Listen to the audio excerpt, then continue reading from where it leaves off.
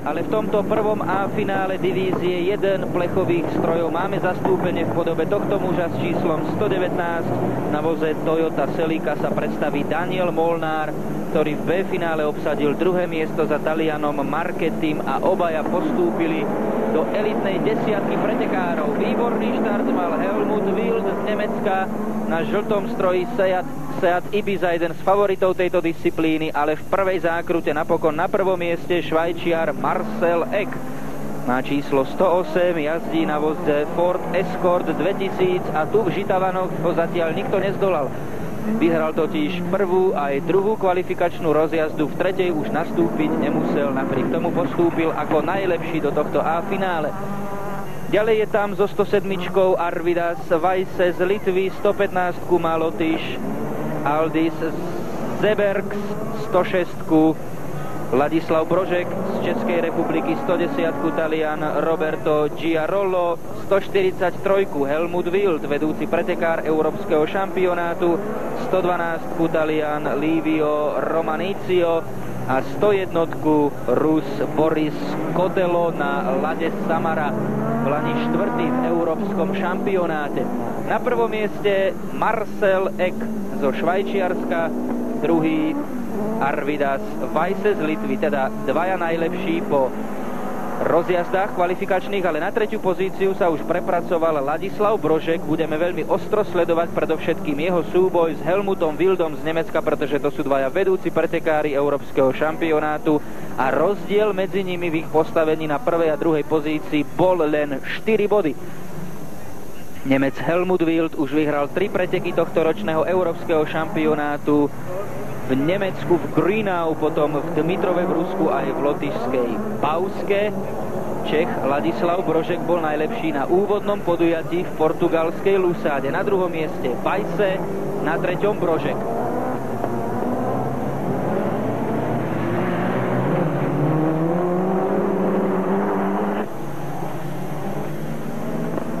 Obrovské problémy mal český reprezentant Ladislav Brožek s číslom 106.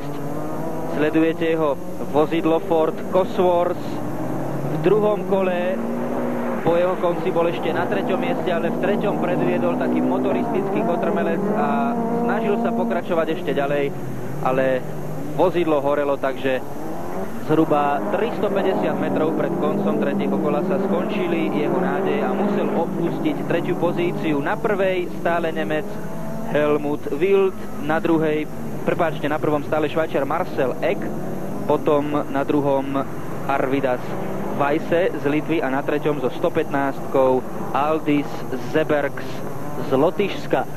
Do cieľa majú najlepší pretekári ešte 2 okruhy, tu je vedúci Marcel Eck. V tejto divízii sa mu v Žitavanoch mimoriadne darilo, vo svojej druhej víťaznej kvalifikačnej rozjazde dosiahol aj najlepší čas na 5 okruhov 3 minúty 41,12 sekundy.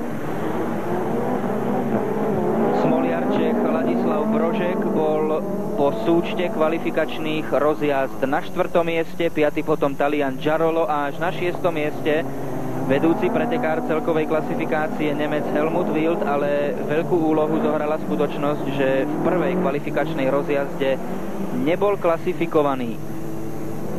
Tu je vedúci Marcel Eck, má už solídny náskok pred Arvidasom Vajsem, litovským pretekárom z Kaunasu. Ak sa nedopustí výraznejšej chyby, takú, akú predviedol Ladislav Brožek, mal by si udržať vedúcu pozíciu. Pre Marcela Ega by to bolo druhé tohtoročné víťazstvo. Mimochodom na predchádzajúcich 2 pretekoch v Rusku a v Lotyšsku neštartoval. V celkovom poradí európskeho šampionátu je na 4. mieste. V tejto sezóne dosiahol víťazstvo vo francúzskom Faleira.